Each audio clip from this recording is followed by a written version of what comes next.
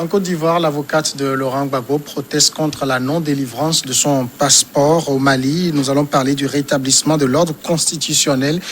Ibeka met-il en difficulté la CEDEAO? Et puis, les États-Unis, les tirs de la police sur un homme noir, la colère gagne plusieurs villes américaines.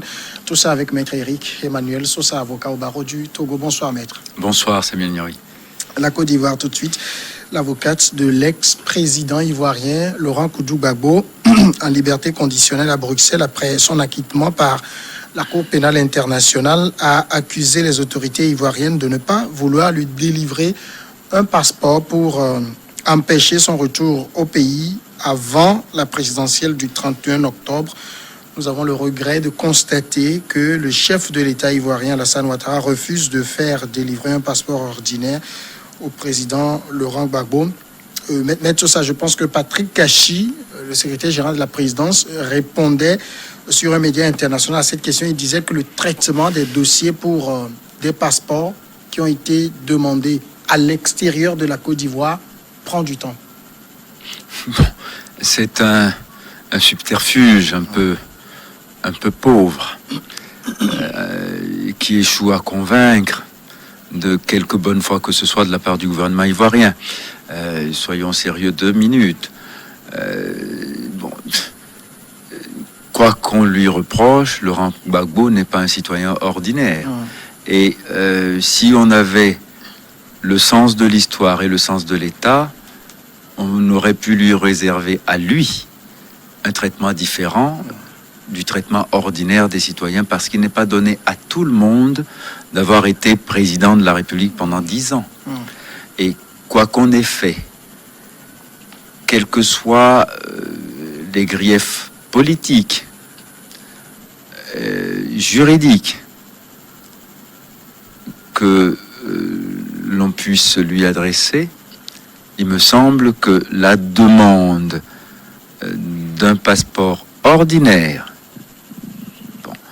par quelqu'un qui a été chef d'État, qui logiquement aurait eu droit à d'autres formes de traitement. C'est pas un passeport ordinaire qu'on donne à un ancien chef d'État.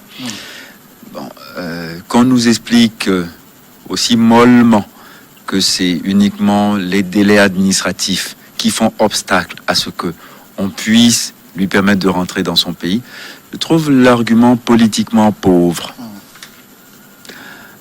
Parce que il est évident pour tout le monde que c'est pour des raisons politiques qu'on préfère le maintenir en exil, parce que sa présence en Côte d'Ivoire pouvait être gênante pour le pouvoir en place.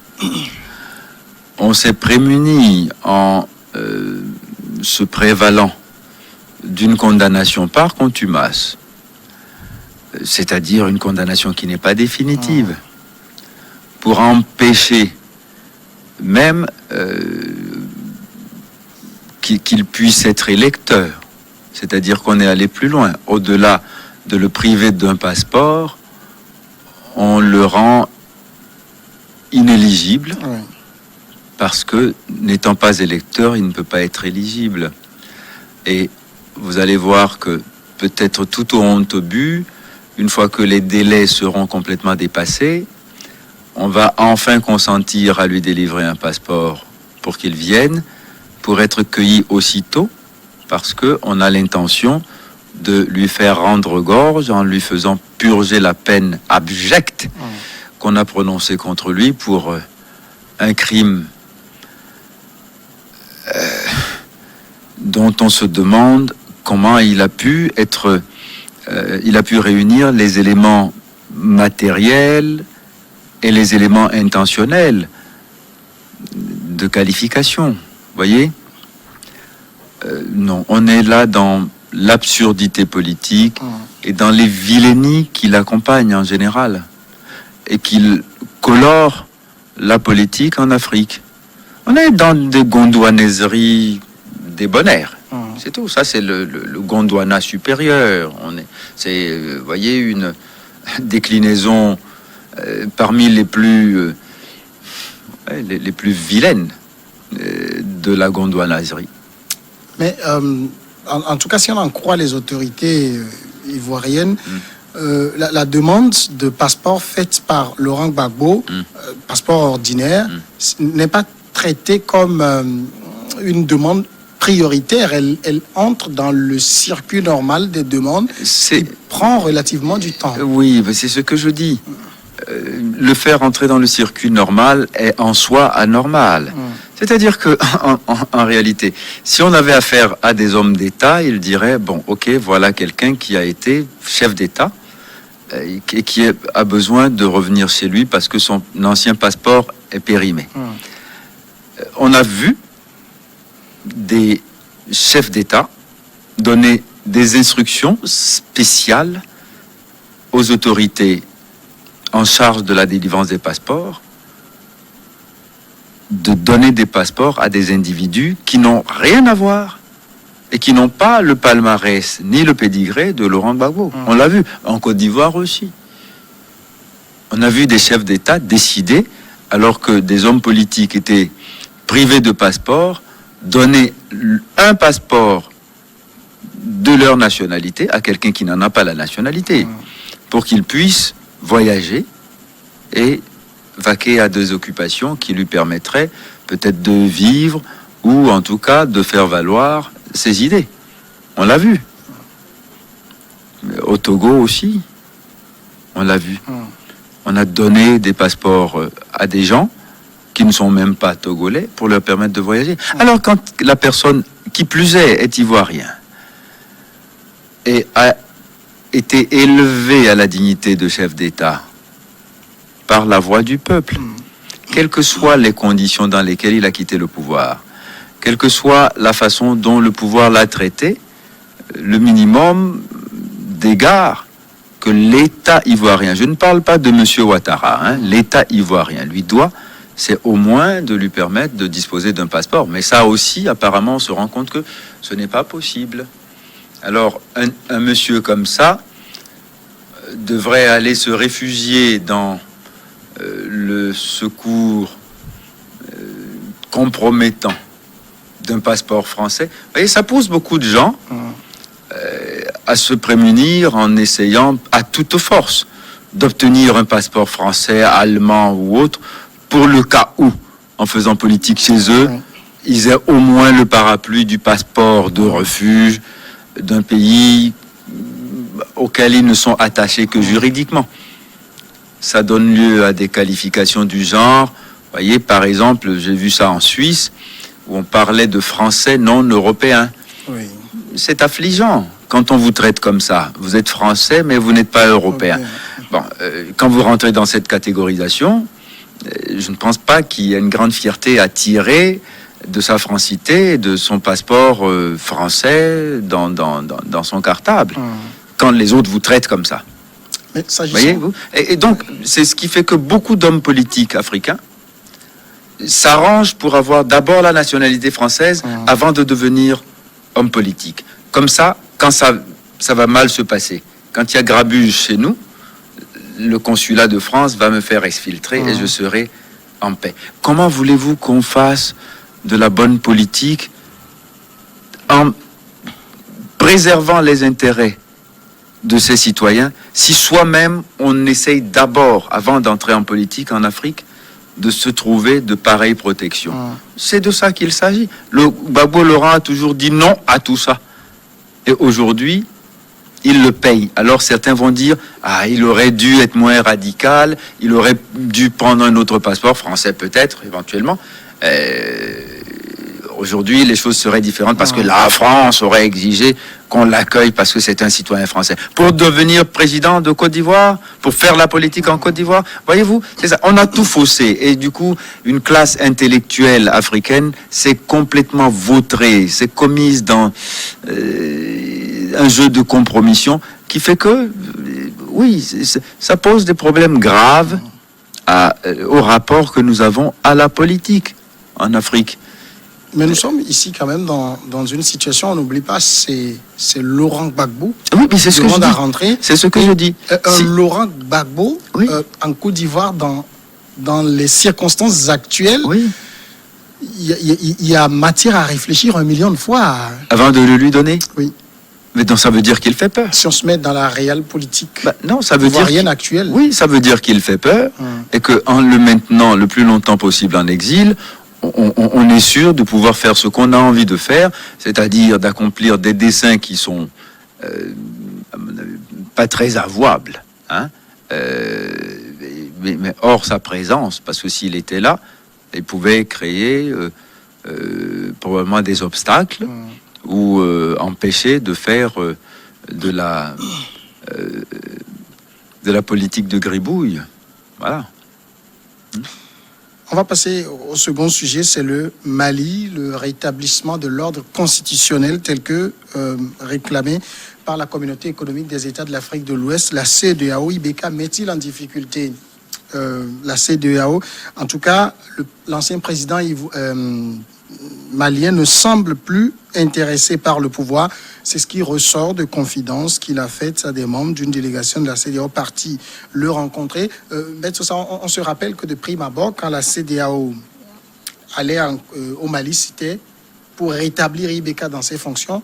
Mais lui-même aujourd'hui ne semble plus très intéressé par ça. Du coup, quand on dit retour à l'ordre constitutionnel, c'est quoi on met dedans finalement? Je crois que vous devriez plutôt poser la question à la CEDEAO, dont je ne suis pas l'un des porte-parole les plus à l'aise. La CEDEAO a montré les limites de ses propres ambitions politiques. Elle aurait pu depuis longtemps, si elle avait la crédibilité nécessaire, régler ce problème autrement. Aujourd'hui, elle est en train de jouer les pompiers d'un feu qui ne brûle plus du tout, après avoir été un peu pyromane. Parce que de quoi s'agit-il? On l'a dit, beaucoup d'autres analystes l'ont dit avant moi, donc je ne fais preuve d'aucune originalité en m'inscrivant dans la logique de leurs propos. Il vaut mieux une CEDEAO des peuples qu'une CEDEAO des chefs d'État. Et on a l'impression que c'est le syndicat qui se protège, et ils ont peur que ce qui est arrivé à IBK leur arrive, et c'est pour ça qu'ils ne veulent absolument pas entériner le fait accompli, en considérant que ça peut devenir un mode possible d'alternance, d'accession au pouvoir ou de perte de pouvoir. Mais quand on parle de CEDEAO des peuples, c'est vrai qu'on le dit beaucoup, mais qu'est-ce qu'on met dans le concept? Mais oui, souvenez-vous, on en avait déjà discuté. Je dis, quand la CEDEAO n'est représentée que par des chefs d'État ou des ministres placés pour parler à des gens qui disent: nous avons un président qui n'a plus de légitimité, nous avons un conducteur qui ne nous rassure plus, nous voulons un changement, et qu'on vient leur dire: non, vous n'aurez rien, en attendant, vous attendez que celui que vous ne voulez plus ait fini son mandat avant qu'on considère les autres choses. On est en rupture de ressources dialectiques pour réfléchir à des solutions satisfaisantes. Parce que si la solution est satisfaisante pour IBK, parce que ses amis sont venus le maintenir au pouvoir, et que ceux qui s'opposent à lui sont toujours frustrés, IBK n'est pas tranquille. La preuve, c'est toujours... Après, si vous voulez, on pose des cris d'orfraie devant un coup d'État en disant que c'est un mode dépassé, un mode illégitime d'accession au pouvoir, mais ce sont les civils opposants et politiciens du régime en place qui font le lit du coup d'État. On dirait qu'ils prêtent le flanc et qui font tout pour que ça arrive. Et finalement, c'est arrivé. Personne ne s'en réjouit, même si beaucoup de Maliens ont applaudi et se réjouissent que ce soit arrivé. Et quand on est dans les positions qui sont les nôtres et qu'on réfléchit à travailler à une Afrique qui soit complètement affranchie de ce genre d'accident, on est gêné. Et quand on approuve du bout des lèvres, mais à voter l'avènement d'un coup d'État. Mais je l'ai déjà dit ici, et je n'ai pas de pudeur, fausse pudeur à le répéter, il y a des coups d'État salutaires et celui-là en est un. Le pouvoir était dans la rue, ils se sont baissés pour le ramasser. Vous avez vu combien la CEDEAO est venue au secours pour constater que, bon, tout au honte bu, le vin était tiré, il fallait le boire. Donc maintenant, ils changent de braquet. Les sanctions contre le Mali, écoutez, si on ferme les frontières CEDEAO, l'accès à la CEDEAO au Mali, ils se retourneront vers les frontières du Nord, qui ne sont pas membres de la CEDEAO, et ils feront les mêmes choses. Ils importeront par l'Algérie, le Mali, la Mauritanie et peut-être même la Libye. Le problème aussi, c'est que la CEDEAO a un protocole et au nom de ce protocole, elle ne saurait accepter un certain nombre de conduites dans les États membres. Oui, mais c'est une CEDEAO qui est devenue dogmatique et qui refuse de reconnaître. Alors, j'aimerais qu'ils aillent plus loin. C'est-à-dire qu'à chaque fois, on dit coup d'État militaire. Mais il y a des situations déstabilisatrices de l'ordre constitutionnel qui sont faites sans coup de force militaire, mais qui causent des dégâts encore plus importants. Mettons tout sur la table et parlons-nous franchement. Ce qui se passe en Guinée, et contre laquelle la CEDEAO ne se prononce pas et ne dit rien et ne prend pas de sanctions. Si ça dégénère en un coup d'État, ils vont dire que Alpha Condé était tout à fait dans son droit de faire ce qu'il fait et que, à toute force, l'ordre constitutionnel doit être rétabli, c'est-à-dire en maintenant Alpha Condé dans sa position. On peut dire ça, sincèrement. C'est ce que faisait Tandia Mamadou et on lui a fait un coup d'État. Salou Dibo lui a fait un coup d'État. Et il a rétabli l'ordre. On a honte de dire que les civils échouent et les militaires viennent rétablir l'ordre, alors que tout dans le protocole et dans le logiciel de la CEDEAO est fait pour prémunir contre les coups d'État militaires. Mais eux-mêmes font des coups d'État civils, en torpillant des constitutions, en les tripatouillant, comme on dit, en trichant. Voyez ? C'est des civils, des chefs d'État civils qui truquent, qui tronquent et qui truquent la Constitution. Et on dit, ça c'est légitime, ça on n'y touche pas. Mais dès que quelqu'un porte galon et patogas, ça y est, c'est fini. C'est inacceptable. Non, mais moi, pardonnez-moi de dire ça comme ça. Mais j'étais gamin, mais j'ai applaudi quand Rawlins est arrivé au pouvoir la deuxième fois et qu'il a rétabli l'ordre qu'il a rétabli. Et grâce à Rawlins, aujourd'hui, le Ghana est un pays transformé. Et il y a des choses au Ghana qui ne peuvent plus jamais arriver parce qu'il a été un militaire loyal. Je souhaite que ceux qui sont actuellement aux affaires au Mali soient plutôt des ATT et des Rawlins plutôt que des Dadis Camara. Sauf que, par exemple, le processus de retouche des constitutions, comme vous l'évoquez, c'est des processus internes et ça relève de la souveraineté des États. Il n'appartient pas à la CEDEAO de dicter ce que alors, chaque État quand est libre une de armée faire. nationale, l'armée du peuple, rétablit le peuple au pouvoir, au lieu de protéger des institutions faillies, on va dire que c'est pas de la souveraineté. Ils ont le droit de se mêler de ça. Et quand Sauf que l'armée est censée être hors du jeu politique. Mais attendez, l'armée est censée être hors du jeu politique, mais l'armée est spectateur au quotidien des violations que l'on commet contre les institutions. C'est bien cela dont il s'agit. Et elle, à la différence des autres acteurs politiques, a les moyens, notamment les moyens de la force, de rétablir l'ordre qui est en train de se déliter sous ses yeux. Soyons sérieux. Ce langage-là, aujourd'hui, il est devenu une fiction. Vous voyez, on parle de choses comme si c'était des conceptions abstraites du pouvoir. Non, le pouvoir, c'est réel. On est dans une abstraction totale en disant, si c'est l'armée, c'est-à-dire qu'on a construit des systèmes institutionnels contre l'armée, en demandant aux armées de rester tout le temps dans leur caserne et de n'avoir comme seule fonction que de venir protéger des pouvoirs faillis. C'est tout. Eux, leur rôle n'est que ça. C'est faux. C'est faux. D'autres ont dit que ceux qui ont fait le coup au Mali la semaine dernière étaient des résistants. J'ai envie de leur donner cette étiquette.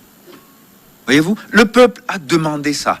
Il n'a pas pu l'obtenir. Eux lui ont offert. Et on va dire, ils sont fautifs. Parce que la CEDEAO a des protocoles qui l'interdisent. Mais la CEDEAO est incapable de dire à un des chefs d'État actuels qui est en train de faire quelque chose, qui est porteur de grands dangers et qui probablement va amener à de très funestes débouchés politiques avec des morts à la clé, mais ça on n'y touche pas parce que c'est souverain. Mais quel langage de sourd on est en train de parler? Non, je veux dire, si on est honnête avec soi, on ne peut pas approuver ce dogme et la façon dont on est en train de le promouvoir. C'est pas possible. Troisième et dernier sujet, les États-Unis maintenant. Nous allons parler de ces tirs de la police sur un noir américain, la colère qui gagne plusieurs villes. La mère de Jacob Blake, un Afro-Américain de 29 ans, grièvement blessé par des tirs policiers et probablement paralysé à vie, a appelé au calme mardi, les autorités redoutant de nouvelles manifestations tendues à travers les États-Unis. Mon fils se bat pour la vie, a déclaré ému Julia Jackson, mère de la victime, lors d'une conférence de presse à Kenosha, dans l'État de Wisconsin. Si Jacob savait ce qu'il se passait, la violence et la destruction, il serait très mécontent. Les événements à mettre au niveau des États-Unis, en tout cas s'agissant des violences policières à l'égard des Noirs, j'allais dire ça se suit et ça se ressemble. Hélas, oui, ça se suit et ça se ressemble. Qu'est-ce qu'on peut en dire de plus qui n'a pas été déjà dit? Ces derniers temps, il y a 3 mois, on était encore en train de déplorer, dans les mêmes circonstances, une violence, oui, disons-le, raciste, parce que c'est vrai que c'est devenu quasi systématique. Il est fort rare qu'un policier noir tire sur un homme blanc.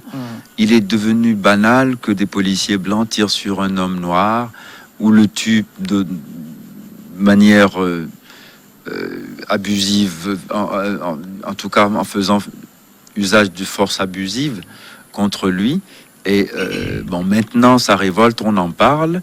Et le Parti républicain est actuellement en congrès, en convention.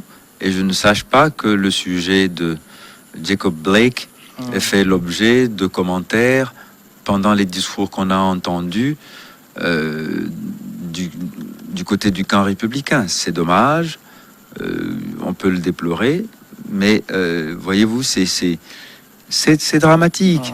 C'est dramatique. Ce pays est merveilleux pour beaucoup de raisons et il est abominable pour les mêmes raisons. Voyez, parce que, bon, quand vous êtes noir, le pasteur Jackson l'a dit, c'est une condamnation à mort dans certaines situations. Vous n'avez pas besoin d'être dangereux. Tout le monde a vu l'image. Ce père de famille était, je ne sais pas quel est le motif de l'arrestation auquel était le probable cause qui a amené à ce que la police intervienne contre lui. Mais c'est un père de famille qui se promenait avec 3 enfants dans la voiture et qui a refusé d'obtempérer à un ordre peut-être illégitime selon lui et qui retournait dans sa voiture. Alors on a présumé qu'en retournant dans sa voiture, c'est probablement pour aller chercher une arme. Et donc les policiers, comme seul moyen de prévention ou d'autodéfense, lui ont tiré dans le dos. C'est-à-dire, il n'était même pas en face d'eux pour représenter un danger imminent. Il était en train de retourner dans sa voiture. Il n'a pas ouvert, en tout cas, les éléments en possession actuellement. Ne disent pas qu'il était en train d'aller ouvrir la boîte à gants pour sortir une arme. Et le ferait-il encore que, étant de dos, ils étaient 2 à le suivre, ils pouvaient le neutraliser, outre mesure. Mais ils ont préféré lui tirer dessus à bout portant et dans le dos. On a des policiers lâches, racistes, qui continuent de le faire. Et Trump est un pyromane en disant des choses qui encouragent ce genre de comportement de la part des policiers. Mais je dis tout le temps que bon, quand on est ici à Lomé en train de dire les policiers américains sont racistes, ils sont violents avec les Noirs, alors que dans nos rues, nos policiers font pareil et que personne ne bronche. Ça fait la une de quelques journaux, ça fait des entrefilés dans d'autres. On en parle comme un fait divers quand le ministre chargé de la sécurité est débordé par des sollicitations et qu'il est obligé de commenter en disant qu'on fera une enquête et que des sanctions seront prises. Mais ça arrive chez nous aussi. Mais là, c'est pas du racisme, c'est de l'abus policier. La police est une institution que je respecte éminemment et pour laquelle je n'ai que respect et estime. Mais admettons, en toute citoyenneté, et avec le civisme qui doit aller avec, que quand un policier a commis une bavure, c'est une bavure qui doit appeler sanction. Ce n'est pas du tout s'attaquer à un corps qui est indispensable à la paix sociale. Indispensable. On les appelle les gardiens de la paix. Ce n'est pas pour rien.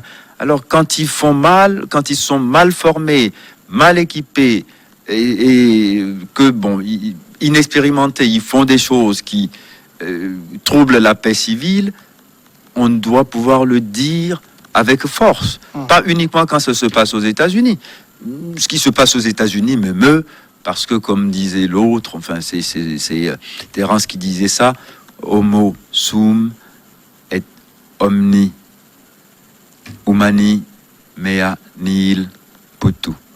Homme je suis, et tout ce qui est humain ne m'est pas étranger. Ça me gêne aux États-Unis, et ça m'attriste et m'afflige quand ça se passe dans mon pays. Maître Sosa, merci. On va aller à la pause et on passera un regard croisé après.